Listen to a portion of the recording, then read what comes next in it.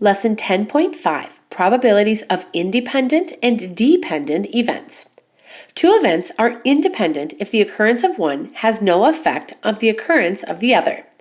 What this means is we're calculating the probability of more things happening, not more ways just one thing can happen. So I hope that makes sense.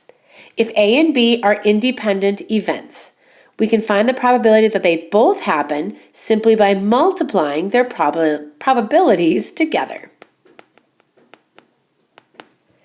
What is the probability of rolling a 3 on a 6-sided die and flipping a coin and having it land on heads? Well, if we wanted to land on a 3, our event A would have an event of just one, a 3. And the sample space on a 6-sided die would be all 6 sides. Therefore, the probability that just A happens alone is 1 out of 6. You have a 1 in 6 chance of rolling a die and having it randomly land on a 3. Your second event we'll just identify as event B, flipping a coin and having it land on heads. Well, it either lands on heads or tails, so there's only one event size for that, just landing on heads. Your sample space is only 2, because it either lands on heads or tails. The probability then that event B happens is just 1/2. You have a half of a chance of landing on one side or the other. Now, let's say we roll the die and flip the coin at the same time. What is the probability that both of these events happen? That it lands on a 3 and the coin lands on heads. So there's your A and your B. We just take the individual probabilities and multiply them. Now, when we multiply fractions, remember we just multiply across on the top and the bottom. 1 times 1 is 1, 6 times 2 is 12. There's a 1 in 12 chance that both of those events happen at the same time. A meteorologist gives the weekend forecast and says there's a 30% chance of rain on Saturday and a 40% chance of rain on Sunday. Assuming these chances are correct and Sunday's weather is independent of Saturday's weather, find each probability. Well, let's first think about the probability based on those percentages. For Saturday, if there's a 30% chance of rain, the probability that it rains on Saturday is 30% or 0.3. On Sunday, same kind of idea. The probability that it rains on Sunday, 40% just means 0.4 if you move the decimal over 2 to the left. So then what's the probability that it doesn't rain on Sunday? This is the complement rule from 10.4.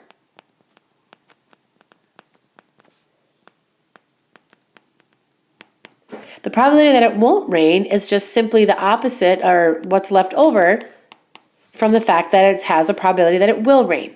1 minus 0.4 would be 0.6, or a 60% chance that it won't rain.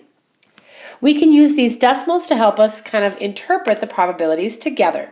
For instance, it rains both Saturday and Sunday. So these are independent events of each other. Therefore, the probability that it rains on Saturday and Sunday, the probability that it rains just on Saturday is 0.3, and means multiply. The probability that it rains on Sunday is 0.4. But if we multiply those together, we only get 0.12, or 12%. So it's less likely that it'll rain both days versus the probability that it rains on either of those given days. What's the probability that it rains on Saturday but not on Sunday? So this would mean the probability of Saturday and we'll say not Sunday. Well, the probability it rains on Saturday we already know is 0.3. We've determined the probability that it won't rain on Sunday, that's our answer from part A, that's 0.6. Multiply those two together and it only increases to 0.18. The more things that you want to happen, the smaller the probability or the likeliness of that event or that set of events will happen. It rains at least one day. I should have flip-flopped D and E because D needs more space than E does. So use all this space on the right and we'll make E fit kind of on the bottom. It rains at least one day. So this means it could rain on Saturday and not Sunday, like we just did up above. Or we can flip-flop that. It doesn't rain on Saturday, but then it would have to rain on Sunday. That's at least one.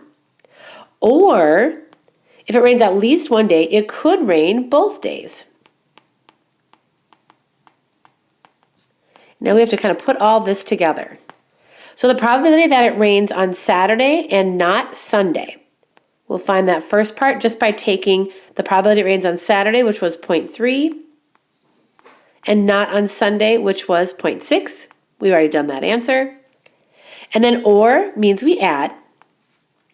The probability that it's not on Saturday and on Sunday, well, we haven't done the not on Saturday yet.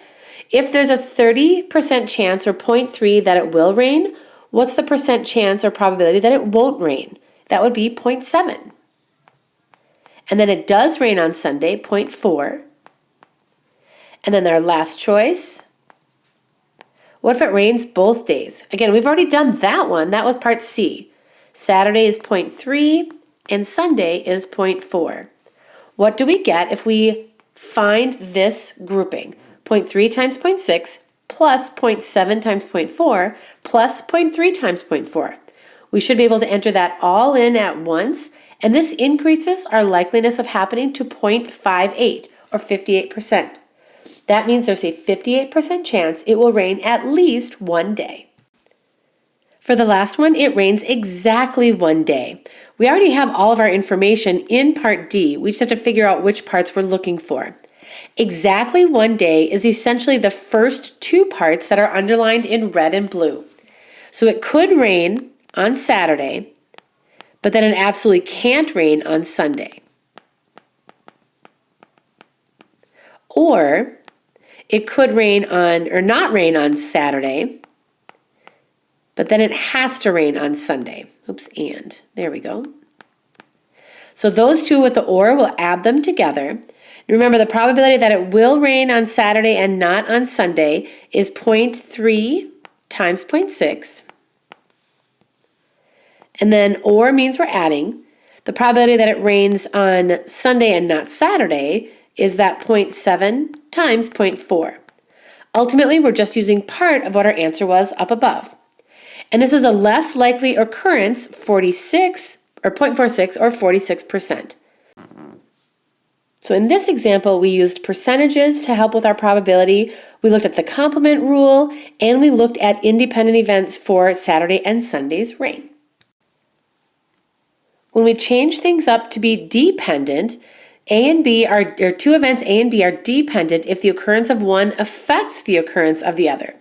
This is also known as a conditional probability. The second answer is kind of modified based on the outcome of the first answer. You randomly select two cards from a standard deck of 52. What is the probability that the first card is not a heart and the second card is a heart if A, you replace the first card before taking the second card, or B, you do not replace the first card? Here's what we'll do with this one. If you replace the first card before you select again, that means these probabilities are independent of each other. The second one is not affected based on the outcome of the first one. If I want to know what is the probability of that first event happening, that's the probability of not picking a heart. So think about your event size, think about your sample space. There are 39 cards that aren't hearts over a sample space of all 52 cards. That means the probability that we wouldn't get a heart is 39 out of 52, and that simplifies to 3/4. The probability of event B happening means the probability of picking a heart. And if we put all the cards back, now our event is bigger. Our event is, our event is smaller. I'm looking at the wrong problem. Our event is smaller. There are only 13 hearts to pick from out of a total sample space of 52. So then the probability that you'd randomly get a heart is 13 out of 52, and that simplifies to 1/4. We want to know what's the probability of the first card not being a heart and the second card being a heart. So that means we want the probability of event A and B happening. And that means we multiply our answers together. Event A was 3/4 and B was only 1/4. And that would give us 3/16. That's the likeliness that would happen. I'm going to also include the decimal version of this here because I want to compare this to what happens down below when we do not replace that first card. So right underneath it, I'm also going to put equals. If I divide 3 by 16 on my calculator, I get 0.1875. And either of those answers would be equivalent, so they would be valid solutions, but that decimal answer will help us with the next one. What happens if you do not replace that first card? Well, event A is still an independent event. It's still going to be the probability of not getting a heart, and that's going to be your 39 out of 52, and that equals 3/4. So that actually doesn't change. What does change is the fact that that second card is affected by the outcome of the first card, and this is how you write that out. We're going to say the probability of B happening after A happened. That just means the conditional probability. We're still looking to get a heart, and there still are 13 hearts. So far everything seems normal.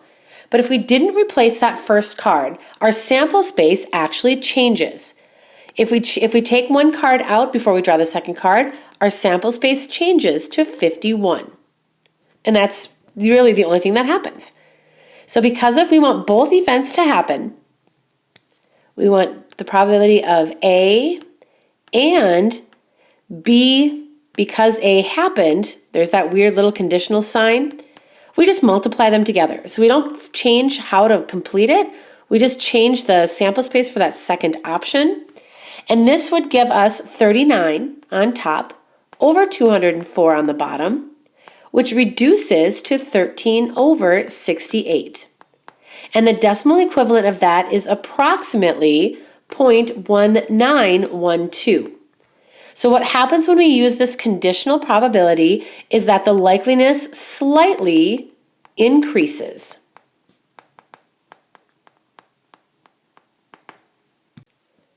And here's our last set of examples.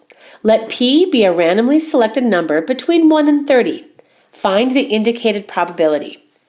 If we look at just our sample space, the original sample space, there are 30 integers to pick from. We're going to conclude that all of our choices are integers. Otherwise, this could be infinitely many. It says, what is the probability that P is 4 given that P is an even number? So this is the condition.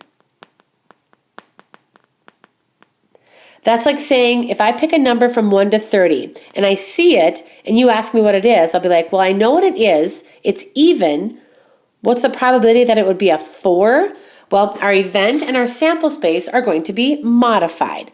So we're not necessarily using an A and a B scenario here. We're just picking one event, but the probability will be altered based on our condition for what the value equals. Here's what I mean.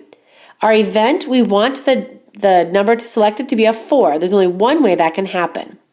But the sample space won't be the entire set anymore. The sample space are just all the numbers that are even, and there are only 15 even numbers from 1 to 30. Therefore, the probability that we get a 4 is 1/15. All right, let's try the second one. This one's going to be a challenge. What's the probability that P is prime given that P has 2 digits? Okay, so the event size, let's figure out prime numbers. Prime numbers just have factors of 1 in themselves. From 1 to 30, there are lots of prime numbers. 1 is a prime number. 2 is a prime number. 3, 4 isn't because there are more than just 1 and 4 that go into 4. 5 is. 7 is, 8 isn't, 9 isn't, 10 isn't. We go all the way up to 11 is prime, 13's prime, 15 isn't, 17 is prime, 18, 19 is prime, 20, 21, 22, 23 is prime, 24, no, 25, 26, 27, 28, 29 is prime. Those are all the prime numbers between 1 and 30. However, we're only looking for picking a prime number that has 2 digits. So 11, 13, 17, 19, 23, and 29 would be valid prime numbers to select. That means there are 6 numbers in our event size. Our sample space are all the 2-digit numbers. So how many numbers from 1 to 30 have 2 digits? What do you think? Think about it for a minute. How many numbers have 2 digits? If you get rid of 1 through 9, there would be a total of 21 2-digit numbers from 1 to 30. Therefore, the probability that one of those numbers the number you select is prime, given that it has 2 digits, is 6 out of 21, and that reduces to 2/7. So again, we have our original sample space, but when we throw in a condition, that's going to affect sometimes our sample space and even our event size. Last one. P is 10, given that P is a number greater than 8. Well, the fact that we want it just to be a 10 means our event size is just 1. There's only one 10 between 1 and 30. It's determining that unique sample space, a number that's greater than 8. What are numbers that are greater than 8 between 1 and 30? Well, if we get rid of 1 through 8, anything else would be greater. 30 minus 8 is 22. There are 22 numbers that are greater than 8 in that set. Therefore, the probability that we select a 10 at random is 1 out of 22. And again, that's not very likely to happen. This is working with independent and dependent events.